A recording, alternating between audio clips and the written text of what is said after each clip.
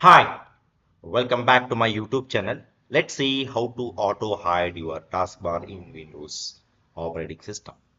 We'll see step by step guide. Okay, so let's get started.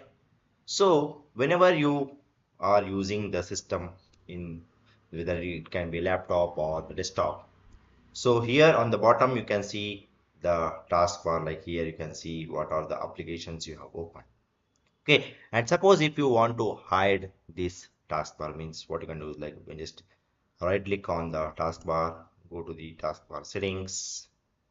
Once you go to the taskbar settings, scroll down, here you can see the taskbar behaviors.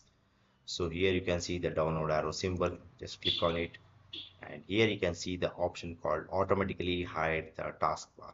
Okay, suppose if you select this particular option, if you check mark this particular option, so here you can see now the taskbar has been hidden.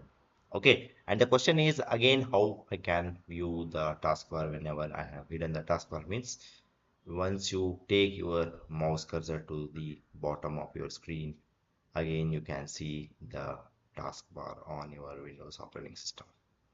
Okay, so this is the option, like whether you can, if you want your taskbar to be automatically hidden means you can just check mark this particular option.